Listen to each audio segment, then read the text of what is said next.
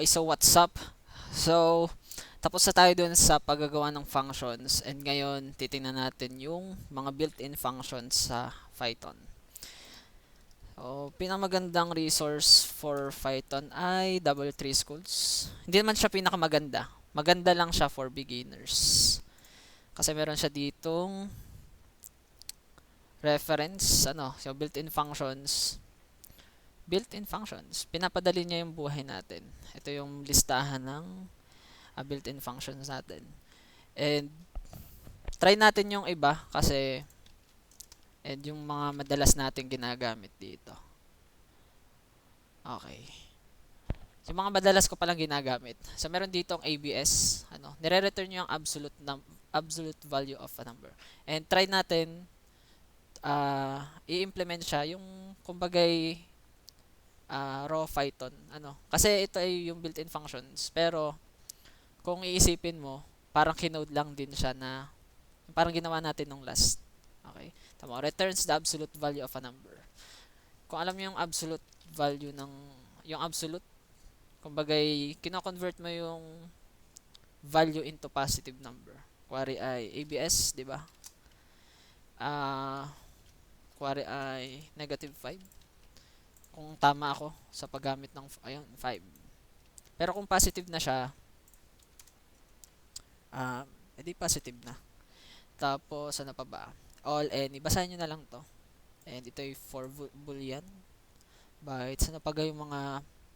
Ang itatry ko lang yung medyo ginagamit ko talaga. Ito. Pagka-convert sa dictionary. Ito yung... Okay. Basahin nyo na lang to. Try natin. dir. Okay. Sa classes and methods pa to. Enumerate. Okay. Sa enumerate ay... So, try natin to. Ayun.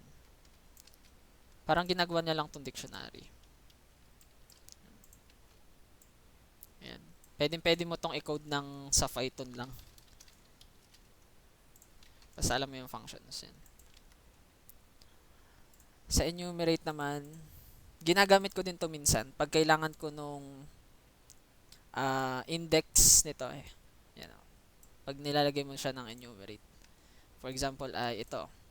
So, dictionary na tong X, diba? So, wala siyang not sure. Wait lang. Pag kailangan ko ng index. Hindi. Try natin yung nums is equals to yan. 1, 2, 3, 4, 5. Diba pag nagfo-for loop ka for I in range nums, pag pino-for loop mo, ang nare-return sa'yo ay yung mismong value nito. Kuwari 11, 12. Tsaka yan. Pag for loop mo yan, nums is not defined. Kailangan may equals. This cannot interpret as integer. For I in nums. Sorry po. Yan. So, pag for loop mo yan, ayan. Pero minsan kasi, kailangan mo sa program mo yung index nitong tig-isa nito. May nire-return kang index. Enumerate yung function yan. And kailangan mo nito ang kuwari index, tapos value, kahit ano naman yan. So, index, tapos print mo din yung value. Kasama nyo yung okay, name value is not defined. Yan.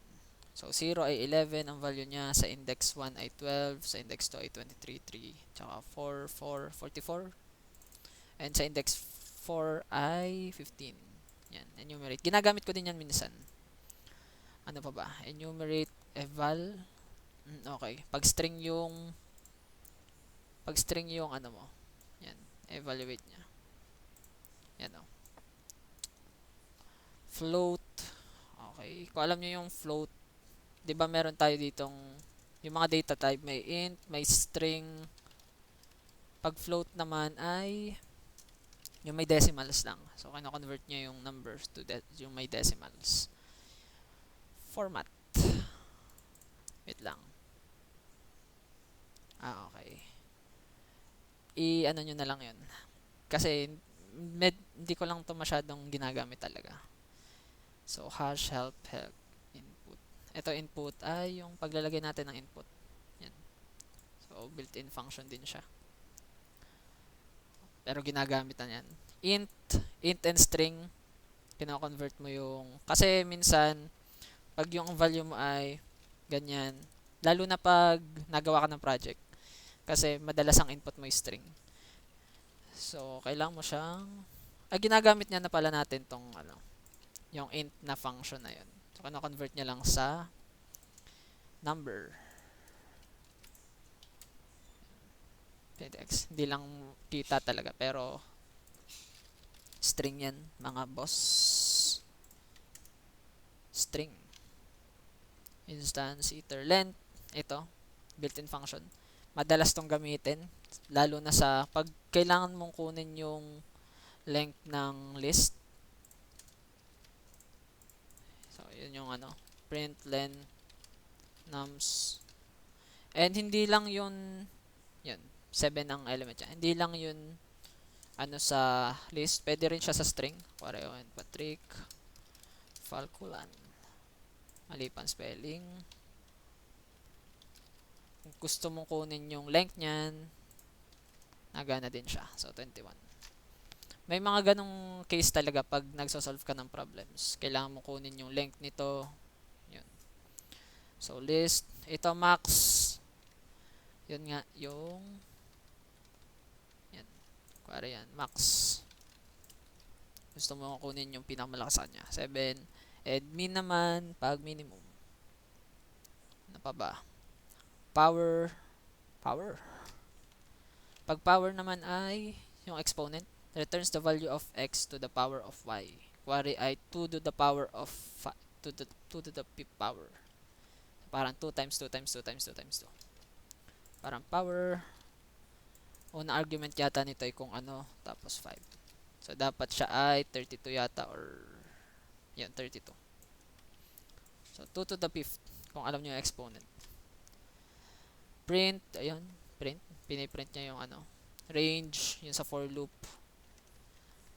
Tapos, ano pa ba? Reverse, kung gusto mong i-reverse to. Reverse. Yan. Ganto ba to? Or mali ako? Yun. Reverse. Kailangan mo yata gawin tong list. Hindi ako sure. Ayun. List. Hindi ko kasi masyadong ginagamit yun. Sorted. Ayan. Reverse round. Kung gusto mo mag-round ng numbers, kuwari ay 3.4. Kung sa i-round off mo siya, kung ilang decimals, ganun. Slice. Return sa slice object. Parang ginagamit ko din to minsan. Okay. So, dito sa list na to, slice mo siya hanggang 082. Hanggang pangalawa. Index 2. Pero hindi kasama tong index 2. Kung gusto mong hatiin yung list mo. Pero may maganda dun eh. Hindi mo naman kailangan slice talaga. Kuwari ay gusto mo i-print hanggang dito lang sa 4. Hindi nakasama yung 5. Merong tinatawag na indexing nga pala. Para hindi ko yun naisama. Yan, nums 5. Yan. Hindi pala kasama to. So, 4.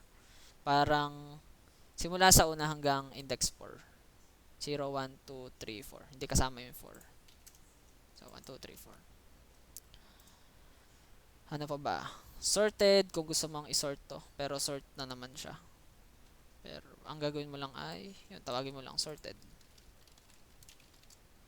Sorted, kuwari 11, 43, yan, kuwari yan. So, may sort yan, yan.